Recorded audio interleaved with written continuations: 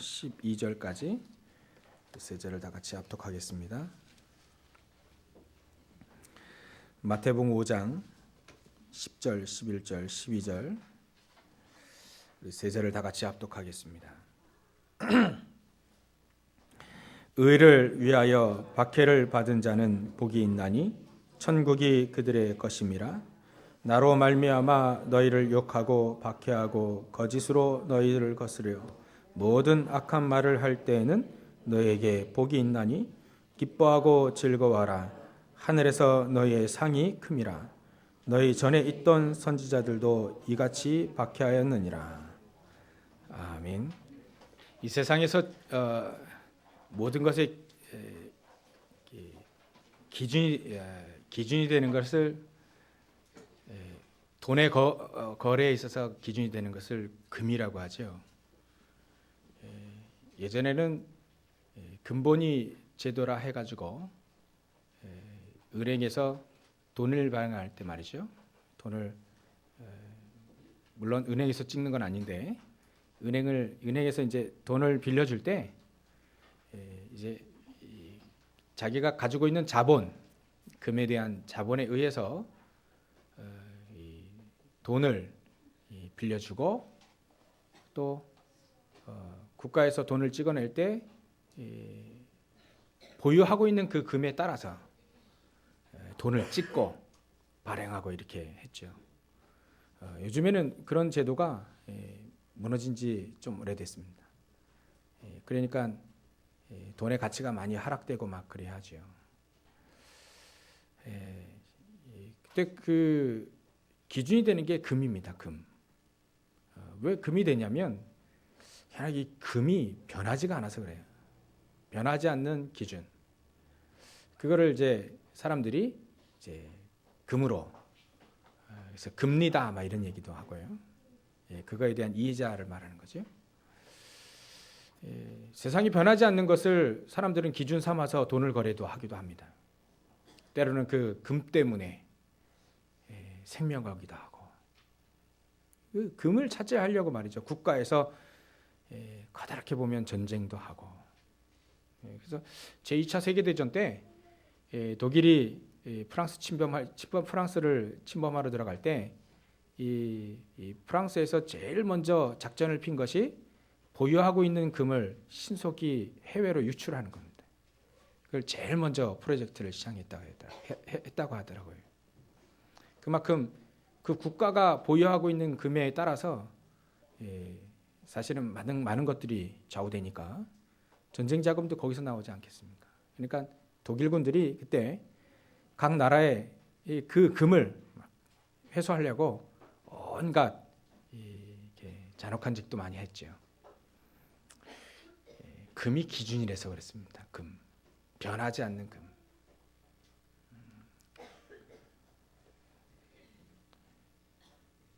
우리는 그 금의 생명과는 아니지요. 우리에게는 변하지 않는 게 있습니다.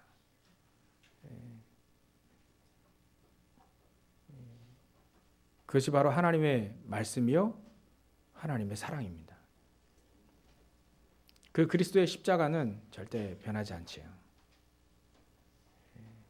성경 제일 잘 알고 있는 칼빈 선생님이 그래 얘기했어요. 모든 인간들은 희망이 없을 정도로 완전히 무너졌다. 완전히 부패했다. 절망이다.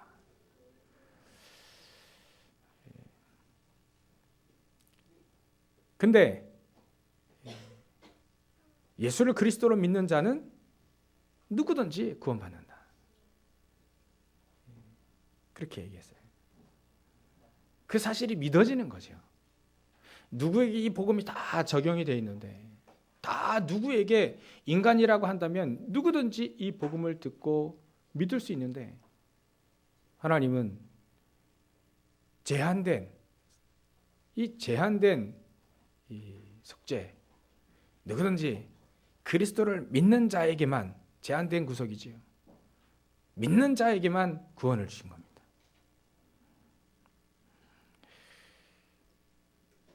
이 예수 그리스도의 이 사랑, 하나님의 말씀 변하지가 않습니다. 이 세상에 저 나중에 가보면 다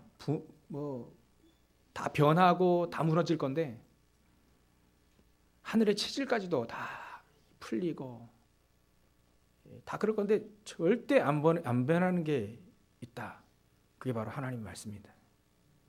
그 하나님의 말씀, 그 말씀에 가장 이 성경이 기록되는 이유는 바로 예수가 그리스도라는 사실을 알리기 위하여. 우리 인간이 멸망당할 수밖에 없는 우리 인간이 멸망당하지 말라고 그 길 하나 냈는데 그 길이 바로 그리스도라는 얘기죠. 그 그리스도가 여러분이었으면 좋겠네. 여러 명이었으면 좋겠는데 각 시대마다 나타났으면 참 좋겠는데 그럴 필요 없다. 이제. 신약이라고 하는 것이 그리스도께서 오셨다는 약속입니다. 구약은 그리스도를 보내주시겠다 약속입니다.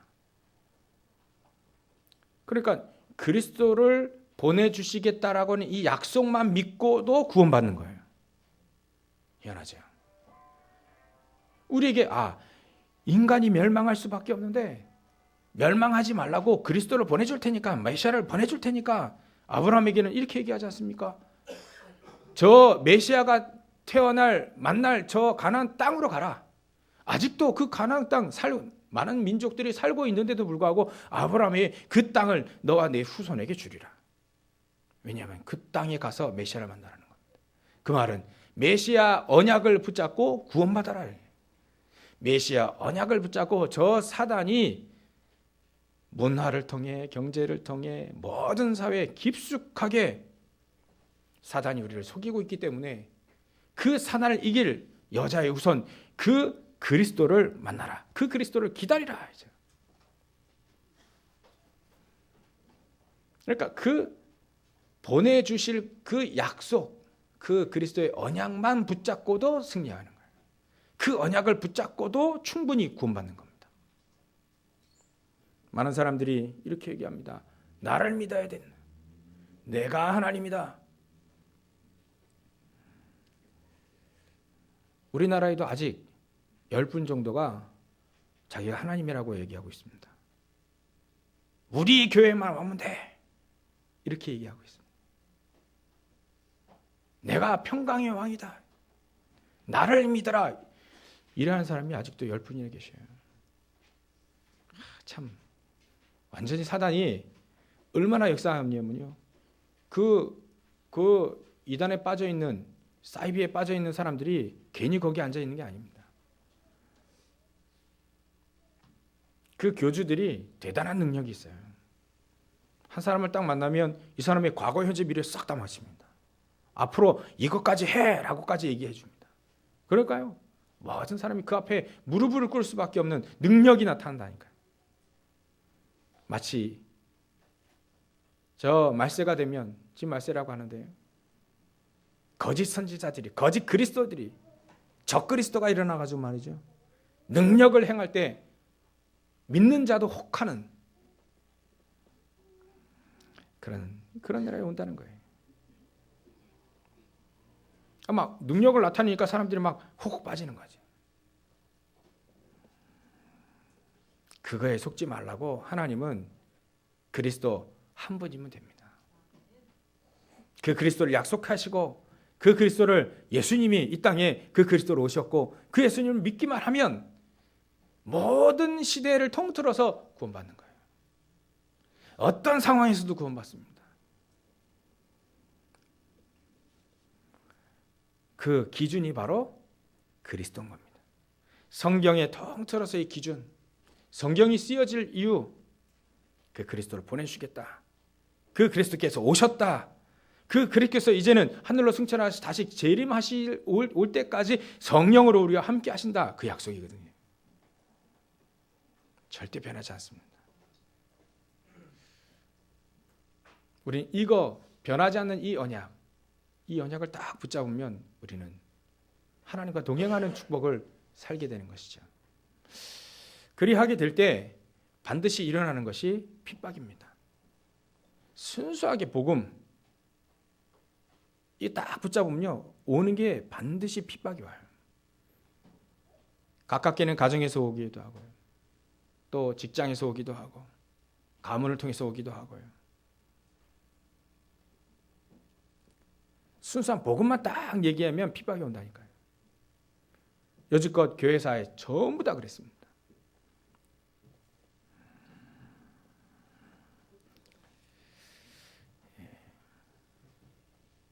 그래서 예전에 임금이 우상을 하나 딱 만들어 놓고 모든 공무원들은 다 절해라 이렇게 했어요. 안 그러면 저 옆에다 막 불 엄청 뜨겁게 해가지고요, 그 옆에다 딱 해놓고 절 안 하면 다 여기다 집어넣는다. 옛날에 바벨론 느부갓네살 왕이 이래 했잖아요. 그러니까 모든 공무원을 싹 다 불러놔가지고요, 그 우상에게 절을 해라. 절 안 하면 이 풀물에 다 불 속에 집어넣는다. 이거는 보통 핍박이 아니죠. 죽음의 위기가 오는 겁니다. 근데 거기서 딱 3명이, 모든 사람 다 그 앞에 절을 하는데 3명이 딱 서 있는 거예요. 그게 바로 다니엘의 친구 다니엘의 친구인 사드락, 메삭, 아벳느고 3명인 거예요. 이 3명만 딱 절을 안 하는 겁니다. 절을 안 하게 되면 어떻게 되냐? 죽습니다. 이제는 저 뜨거운 불에 들어가서 불타 죽는 거예요. 그런 핍박이 오지요.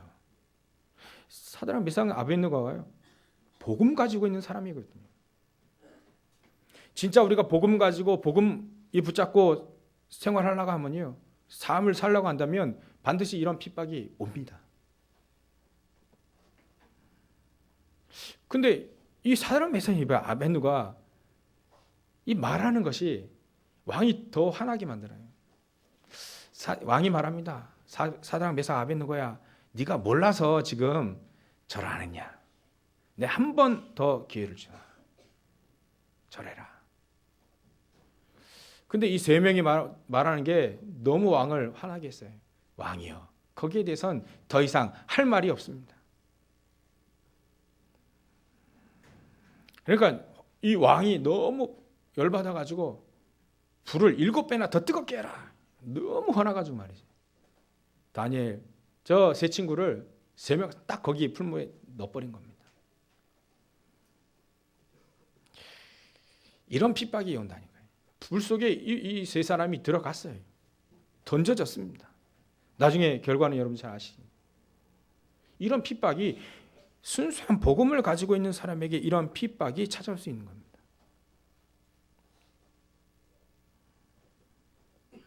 예전에 우리나라에도 저 신사참배라고 하는 국가적으로 일본 제국이 국가적인 의식으로 해가지고 모든 사람은 저 신사를 만들어 놓고 저 신사에 절을 해라. 교회도 신사를 조그만 거 그게 신주입니다. 그게 저 죽은 사람이 위표를 딱 갖다 놓은 거예요. 그러니까 모든 교회가 그 앞에 다 절을 하는 거예요. 모든 종교들 다 절을 하고요. 모든 사람 다 절하고. 그 중에 9.9%가 절을 했는데 단 하나 0.1% 이 사람들이 안 한 겁니다. 이분들이 절을 안 한 거예요. 절을 하면 그래도 밥 먹고 잘 삽니다. 사드락, 메삭, 아벳느고가 저 우상 앞에 절을 안 하면 그래도 고급 공무원으로 잘 먹고 삽니다. 근데 이 복음, 정확한 복음을 가지고 있는 사람은 그렇지 않아요. 내가 복음을 가지고 있는데 왜 우상 앞에 절을 하겠냐? 우리가 한 번 죽지 2번 죽냐? 한 번 죽을 때에도 우리가 거짓말해서 구차히 그렇게 비겁하게 살 거냐? 일사각오다. 주기철 목사님, 손양원 목사님, 한상동 목사님 이런 분들이 절을 하지 않았죠. 좀 있으면 이제 주기철 목사님에 대한 다큐 영화가 나옵니다. 그래서 우리 장로님들이 같이 보자 이렇게 말씀하시는데 같이 볼 필요 있습니다. 같이 가서. 왜냐하면요, 그거는 단순의 영화가 아니에요. 단순 영화가 아닙니다. 한 사람을 길이 높이자 그 얘기가 아닙니다. 정확한 복음을 가지고 있는 자들에게는 이런 핍박이 올 수 있다. 근데 결국은 이 핍박, 그 핍박을 한 몸으로 딱 받아낸 이런 복음 가진 자들을 통하여서 결국은 국가와 민족이 살아났다는 거예요. 바벨론을 살린 사람은 다니엘과 세 친구입니다. 왜냐하면 저 우상이 온 지역에 깔리게 되면 저주 재앙이 계속 임하게 됩니다. 가정에도 이 저주 재앙이 계속 임하게 됩니다. 우상을 계속 숭배하는 가정은요, 무너질 수밖에 없습니다. 정신 돌아 죽고 비명행사 죽고. 그러니까요. 특히 무당자녀들은 딱 세 곳이에요. 교도소가 있지 않으면, 자살하지 않으면, 정신병 가 있는 거예요. 우상 숭배 그렇게 심각하면 귀신과 더불어 살면 그렇게 됩니다. 하나님 말씀에 출애굽기 20장 3절부터 5절 말씀하시잖아요. 우상을 숭배하게 되면 3, 4대까지 망한다고요. 현장 보면요, 사람들이 전부 다 그러고 있습니다. 올바른 복음을 가지고 있으면 믿음의 영웅들이, 저 히브리서 11장에 나와 있는 그 믿음의 영웅들이 전부 다 이 복음, 올바른 이 정확한 복음을 가지고 있다면 반드시 핍박은 오게 되어 있습니다. 작게는 가정에서 오기도 하고요, 크게는 이 국가, 이 위기로 올 수 있는 것이죠. 그래서 신앙생활 잘 하시는 분들을 보니까 이 핍박, 어려움, 그거를 잘 해석을 하는 분들이, 이 믿음 생활 잘 하시는 분들이 잘 해석을 하시더라고요. 조그마한 어려움서부터 시작해서 큰 어려움까지 그걸 해석을 잘 하시더라고요.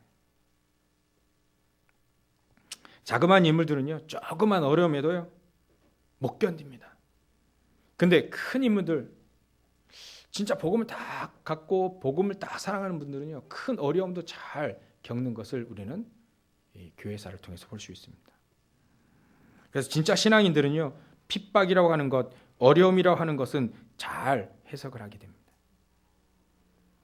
우리의 신앙 배경, 우리의 삶의 배경, 우리의 출생의 배경, 우리의 하나님이 삶에 인도하셨던 그 배경도, 그 과거라고 하죠, 그 과거도 잘 해석을 합니다. 잘 해석되게 되어 있습니다. 복음이니까.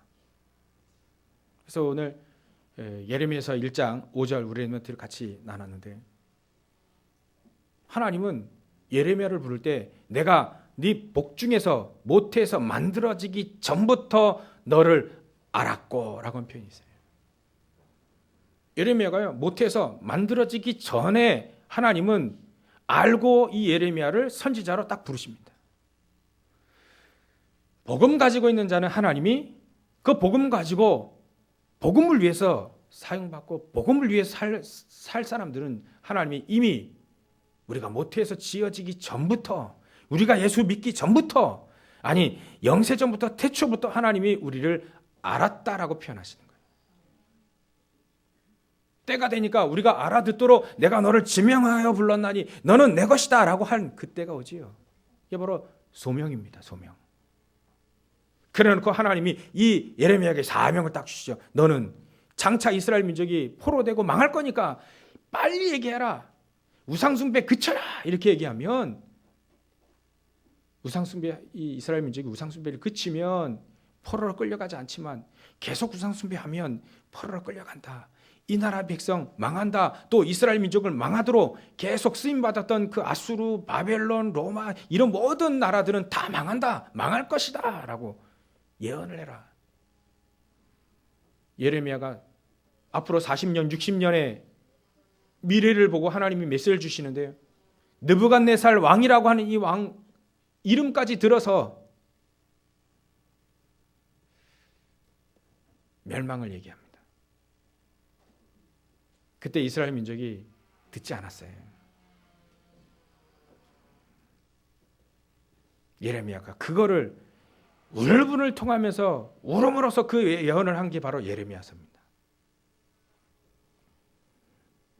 하나님의 말씀을 그대로 받아서 전달했는데 오는 건요 핍박이 와요. 예레미야에게도 핍박이 옵니다. 어려움이 옵니다. 진흙통에 구덩이에 빠지거나 감옥 속에 갇히고 왕이 죽이려고 하니까요 도망가기도 하고. 올바른 복음 하나님의 말씀을 전가할 때는요 반드시 핍박이 옵니다. 그러나 예레미야는요 요거를 잘 알았어요. 핍박이 왜 와야 되는 것도 알았습니다. 핍박이 왔을 때에도 그거를 예레미야는 잘 받아들였습니다. 이를 행하는 여호와, 이것을 지어 성취하는 여호와, 그 여호와께서 내게 말씀하셨다는 거예요. 우리에게 말씀하셨다는 겁니다. 너는 내게 부르짖으라. 내가 내게 응답하겠고 네가 알지 못하는 크고 비밀한 일을 내게 보이리라. 예레미야서 33장 1절부터 3절입니다. 이런 모든 일을 성취하시고 일을 만드신 그 하나님께서 내게 오라는 거예요. 내게 부르짖으라. 그러면 네가 알지 못하고 우리가 알지 못하는 크고 비밀한 일들을 우리에게 보이리라 말씀하십니다. 복음 가진 자들에게 적용이 되는 말씀입니다. 복음 가진 자들에게만 오는 핍박, 여론 따라 사회 분위기 따라 믿는 자들에게는 절대 오지 않는 핍박.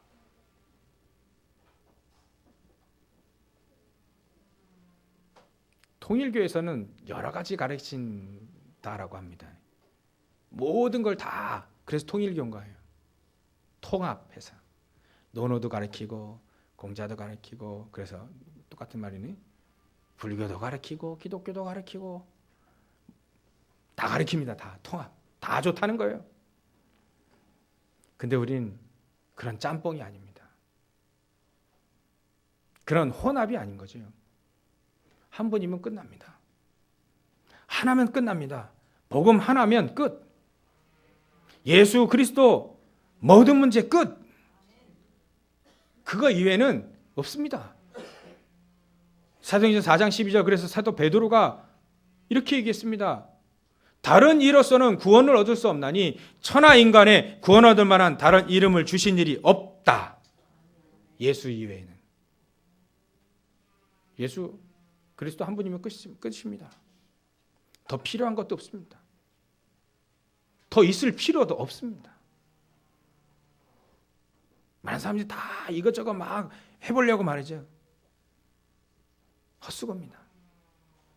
그러니까 오직 예수 이 얘기하니까 비판을 있을 수밖에 없죠. 아니 왜 기독교는 왜 너희들은 왜 다른 종교 무시하고 왜 다른 종교 틀렸다고 얘기하느냐? 왜 이렇게 독선적이냐? 아니 다른 종교는 그리스도가 아니다라고 얘기하는 것뿐이다. 그거는 종교와 복음은 다르다. 다른 걸 얘기하는 것이다.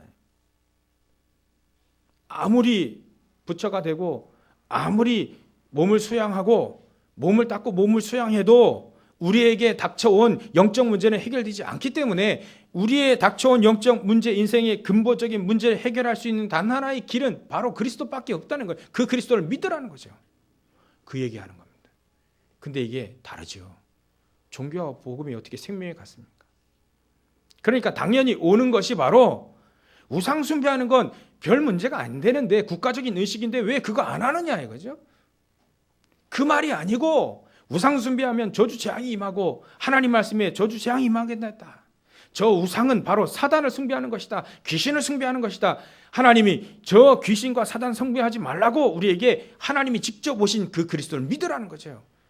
그 사단에서 벗어날 수 있는 단 하나의 길. 인생의 저주 재앙에 인생의 근본적인 문제인 사주, 팔자, 운명, 저주에서 벗어날 수 있는 단 하나의 길. 그거 얘기하는 겁니다.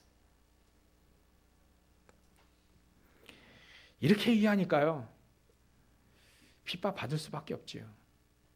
두루두루 그것도 좋고 이것도 좋고 두루두루 같이 불교도 같이 무당도 같이 WCC 아니겠습니까?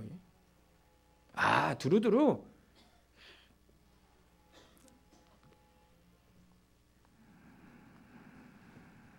그러니까요. 순수한 복음 가지고 있는 사람은요. 핍박 받을 수밖에 없어요. 왜냐하면 다르기 때문에. 불신자 전부 다 100% 사단 섬기고 있으니까요. 다를 수밖에 없습니다.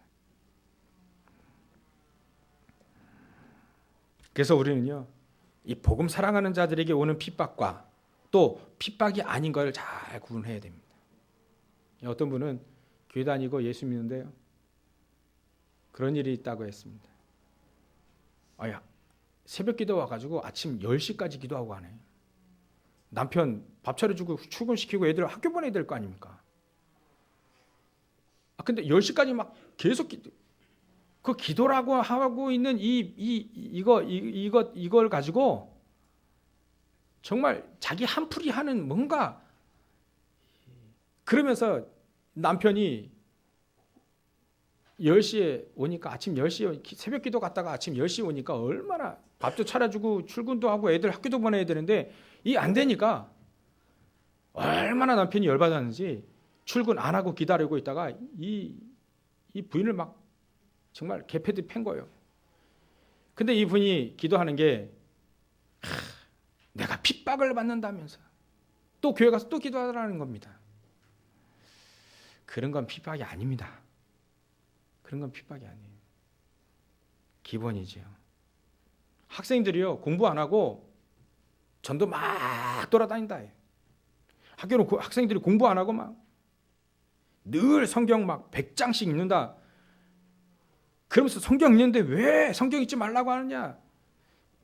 막 뭐라? 그 핍박 아닙니다. 그런 게. 그런 건 핍박이 아니에요. 가정을 포기하고 말이죠.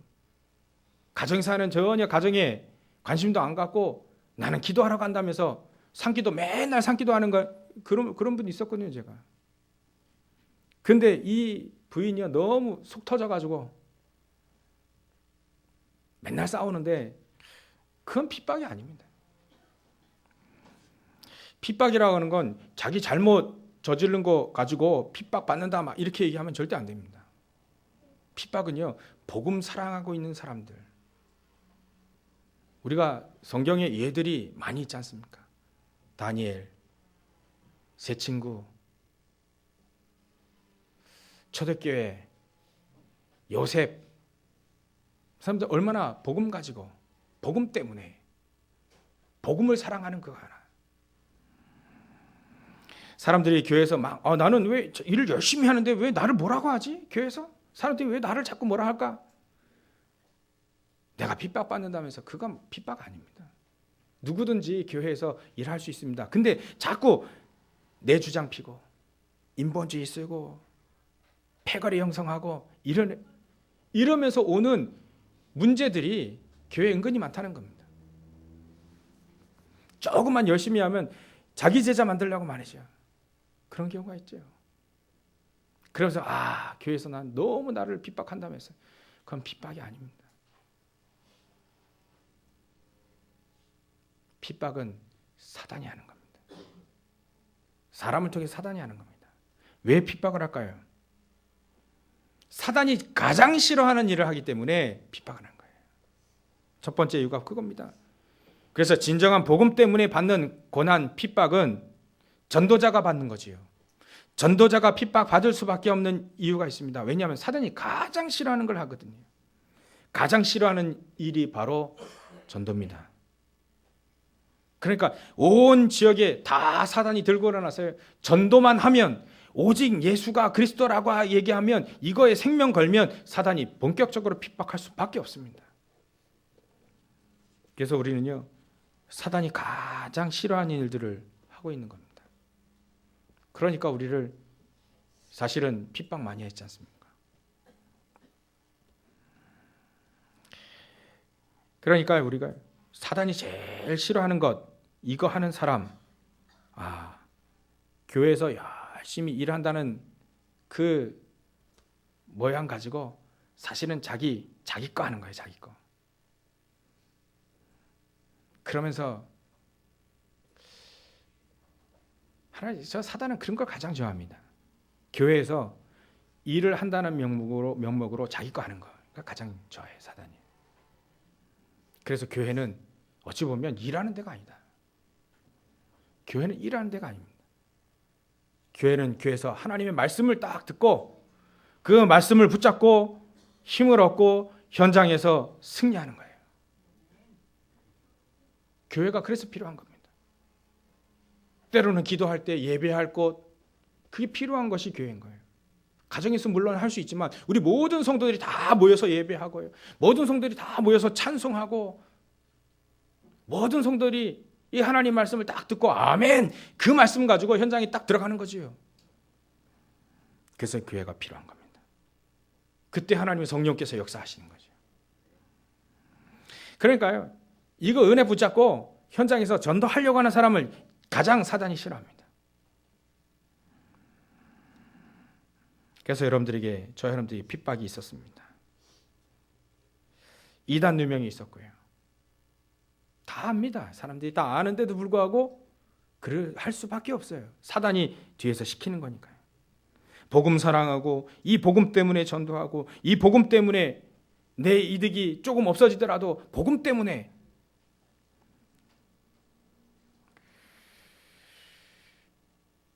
핍박이 받을 수밖에 없죠. 이 예수가 생명 대신 예수 그리스도, 이 그리스도만 딱 붙잡고 살려고 하니까 사단이 가장 싫어하는 겁니다. 다른 종교인들도 싫어할 수밖에 없죠. 왜 이렇게 독선적이냐? 너희들만 잘났냐? 그리고 시대를 보면요, 독재자들이 이 복음을 가장 싫어했습니다.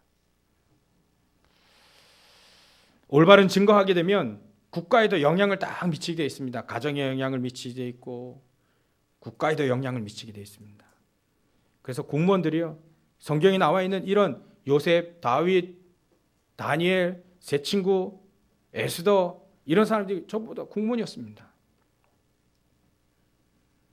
그 사람들 복음을 사랑하고 복음을 위해서 살려고 하니까 그 독재자들이 핍박을 하는 겁니다. 정치인들이 요즘에 이상한 법들을 만들어 놓고요, 우리가 오직 예수 하지 못하도록 다른 종교 욕하면 벌금 내고 이런 법들을 만들려고 합니다. 왜냐하면 사단이 그걸 가장 싫어하기 때문에요. 로마에서 250년간 10명의 형제가 일어나가지고 이 복음을 핍박을 했습니다. 다른 종교 핍박 안 했다니. 이 복음만을 딱 얘기하는 이 기독교를 핍박했습니다.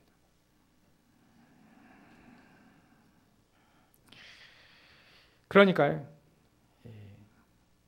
사단이 싫어할 수밖에 없습니다. 사단이 가장 싫어하는 걸 하니까, 오직 복음 하니까요, 오직 그리스도 하니까 싫어합니다. 많은 교회인들이 사실은 이런 핍박이 다락방에도 있었죠. 다른 교회 뺏어간다는 그 이유 때문에 민감한 부분이죠. 근데 우리는 그 이유를 알고 있습니다. 우리가 구석구석에서 말씀운동 피고 구석에서 오직 그리스도 하니까 생명의 이 복음을 듣지 못했던 그 교인들이 생명의 복음을 듣게 됩니다. 살아납니다. 거기서 막 얘기하다 보니까 교인들이 이동을 하게 돼요. 그것 때문에 또 우리 다락방에도 핍박이 있었습니다.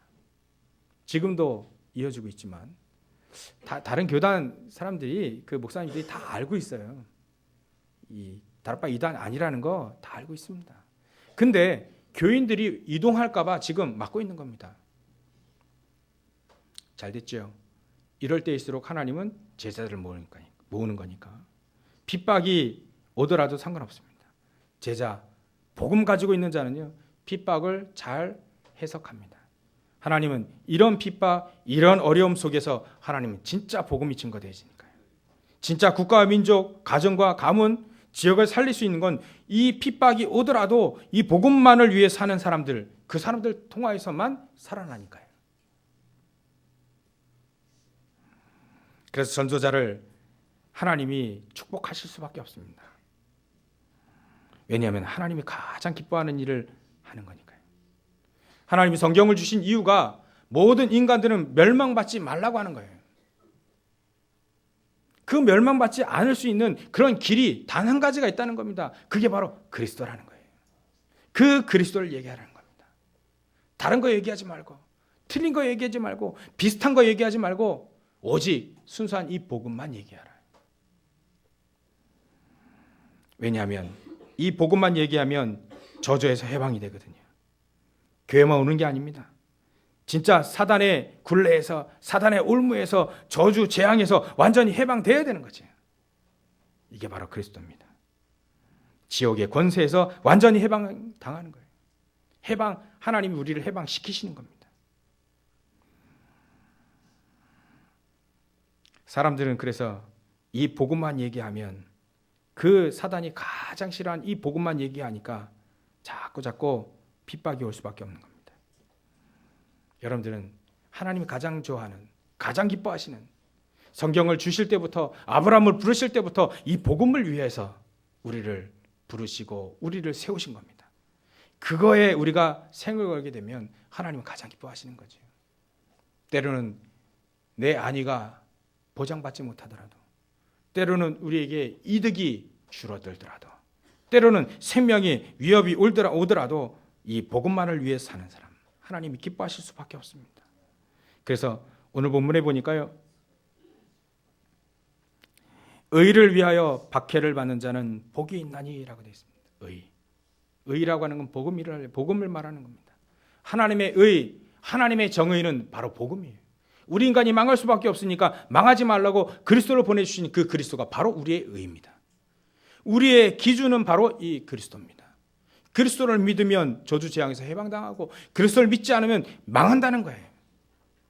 하나님이 인간을, 망할 수밖에 없는 우리 인간을, 하나님 우리를 구원하시기 위해서 이 땅에 그리스도, 그 하나님의 정의, 하나님의 의인 이 그리스도를 보내신 거예요. 하나님이 이 땅에 오신 겁니다. 이 땅에 오셔서 십자가에 달리시고 죽으시고 피 흘리시고 부활하신 것, 이게 바로 하나님의 의입니다. 이 하나님의 의, 이 복음, 이 그리스도를 위하여서 살게 되어지면 핍박이 온다는 거죠. 그래서 의를 위하여 박해, 핍박을 받는 자는 복이 있나니, 그 축복이 바로 천국이 저희 것입니다. 천국의 축복을 드리는 거예요. 그리고 오직 복음 때문에 핍박을 받게 되면요, 우리의 잘못이 아니고 우리 복음을 위해서 핍박을 받고 해를 당하고 어려움을 당할 때 그걸 잘 이해하고 해석하는 사람들에게는 그 축복이 바로 천국이 저희 것입니다. 이런 축복을 주실 수밖에 없는 겁니다. 그래서 세 가지 핍박이 오지요. 첫 번째, 그 의를 위하여 핍박을 받는 자라고 되어 있습니다. 두 번째는 11절에 이래 되어 있습니다. 나로 말미암아 너희를 욕하고 박해하고 거짓으로 너희를 거스러 모든 악한 말을 할 때는 너희에게 복이 있다. 그래서 의를 위하여, 또 그리스도를 위하여, 나를 인하여라고 되어 있습니다. 세 번째는 12절에 되어 있습니다. 기뻐하고 즐거워하라. 하늘에서 너희 상이 큼이라. 너희 전에 있던 선지자들도 이렇게 박해했다. 옳은 선지자가 받는 핍박, 옳은 복음을 가지고 이 옳은 복음 때문에 받는 핍박, 우리도 받는 핍박, 이단 누명, 이게 바로 하나님이 원하시는 거였다는 거죠. 이 세 가지 핍박을 축복으로 바꾸는 하나님의 말씀이 바로 오는 겁니다. 그래서 우리에게 천국이 저일 것임이라, 세 가지 축복을 주셨죠. 하나님 우리에게 천국 축복을 주신 겁니다. 하늘의 배경을 우리에게 주신 겁니다. 우리의 시민권은 하늘에 있는지라. 우리의 시민권이 하늘에 있는 겁니다. 사도 바울이 얘기했던 그 로마 시민권이 아니고, 사람들 로마 시민권에 가장 민감하고 부러워하는데 로마 시민권이 아니다. 천국 시민권이다. 그 천국 시민권을 우리는 하나님께로부터 보장받는 겁니다. 그리하고 하나님이 우리에게 주시는 권세, 하늘로부터 내려오는 그 권세, 귀신을 내어쫓고 흑암을 무너뜨릴 수 있는 권세, 저주 재앙에서 빼내어올 수 있는 그 그리스도의 권세가 우리에게 주셨다는 거죠. 우리가 기도하면 하나님은 하늘에서 응답을 들으시고 천군과 천사를 통해서 응답을 성취하시는 그 권세, 이게 바로 우리에게 주시는 축복입니다. 천국이 저희 것입니다. 그리고 우리에게는 하늘의 상급을 주신다고 했습니다. 이 하늘의 상급이 다른 게 아니죠. 하나님 우리에게 복음을 위하여 사는 사람, 그 하늘의 상급이 클 것이다. 하늘의 상급이 크니까 이 땅의 상급도 크겠죠. 상급이 없을 수도 있으나 하늘의 상급은 크다라고 되어 있습니다. 그리고 선지자들도, 옳은 선지자들, 복음을 사랑하는 선지자들, 이사야 선지자는요, 이 복음을 얘기하다가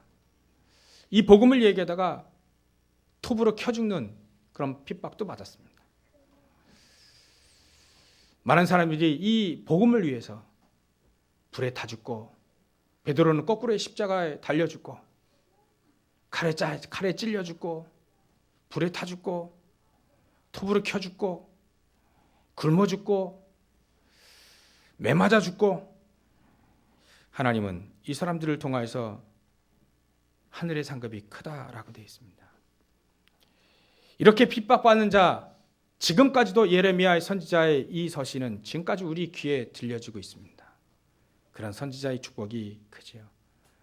전도자를 위하여서 냉수 한 그릇 떠주는 그 냉수 한 그릇도 상이 크다고 했는데, 복음을 위해서 핍박을 받고, 복음을 위해서 생명을 헌신하고, 복음을 위해서 여러분들이 헌신하고, 교회를 헌신하고, 사람들에게 헌신하고, 이건요 상급이 클 수밖에 없습니다. 복음을 위해서라면요. 결론입니다. 복음만 사랑하는 사람들에게는 반드시 따라오는 게 핍박이죠. 그래서 12절에 보면 너의 전에 있던 선지자들도 이같이 박해했다.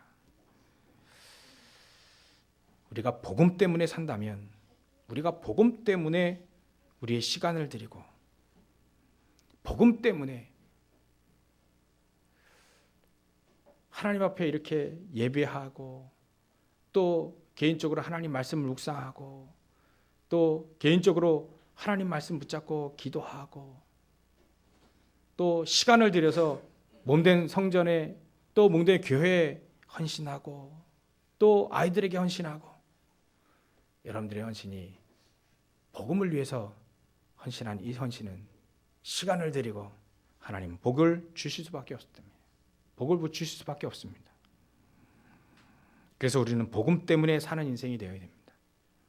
복음 때문에 나의 시간도 드리고, 복음 때문에 나의 물질도 드리고, 복음 때문에 내 인생을 하나님 앞에 맡기는 겁니다. 하나님 앞에 올인하는 겁니다. 그리하게 되면 하나님은 우리의 후대, 우리의 가족, 우리의 후대들, 렘넌트들을 키울 수밖에 없습니다. 그래서 우리는 렘넌트를 키운다는 건요, 우리가 헌신하는 것밖에 없습니다. 우리가 그들을 위해서 기도하는 것밖에 없습니다. 하나님이 우리를 키우시고 하나님이 저 아이들을 키우셔야만 돼요. 거기에 우리가 기도하는 겁니다. 우리의 인생을 드리는 겁니다. 어떤 분이요? 후대들, 렘넌트를 위해서 쉴 수도 있는데 말이죠, 매일 나와서 기도하고, 또 헌신하고, 주일만 되면 아침에 누구인들 늦잠 자고 싶지 않겠습니까? 8시까지 9시까지 나오셔서 기도하고, 렘넌트들 키우고, 말씀 전해주고. 말씀 전해주려면요, 제가 해보니까요, 준비 많이 해야 됩니다. 그들 앞에 딱 쓰려면요, 준비 많이 해야 됩니다. 평상시도 준비해야 됩니다. 근데요, 이분들이 이렇게 헌신한 거예요. 만약 복음을 위해서, 복음 때문에 했다면 하나님 그걸 기억하신다는 거죠. 거기에 따라오는 핍박은 반드시 하나님의 시간표를, 하나님의 역사의 시간표를 이루는 겁니다. 이 조그만 이런 헌신들, 이런 복음을 위해서 이게 전부 다 모여서 하나님은 하나님의 계획과 하나님의 역사를 이루시는 거예요. 그래서 혹시 여러분들이 복음 때문에 핍박이 오고, 또 복음 때문에 어려움이 오고, 그럴 때는요, 해석을 잘 하셔야 됩니다. 아, 하나님의 시간표와 하나님의 의를 이루는 거구나. 그래서 그리스도가 맞구나. 오직 그리스도를 통하여서 우리는 살 수밖에 없구나. 이런 귀중한 축복들을 온전히 누리시는 저 여러분 되시길 주의 이름으로 축원합니다. 기도하겠습니다. 하나님, 감사와 영광을 돌립니다. 의를 위하여 핍박받는 자 복이 있다고 했사오니, 하나님, 우리가 복음 때문에 핍박을 받고 복음 때문에 어려움을 당할 때 하나님 우리에게 놀라운 축복, 하늘의 상급이 크다고 말씀하셨사오니, 천국이 저희 것임이라고 말씀하셨사오니, 이 축복을 바라보며 하늘의 것을 붙잡고 승리하는 우리 모든 성도를 될 수 있도록 주님께서 역사해 주시옵소서. 감사와 영광을 돌리며 거룩하신 예수님의 이름으로 기도 올리옵나이다. 아멘.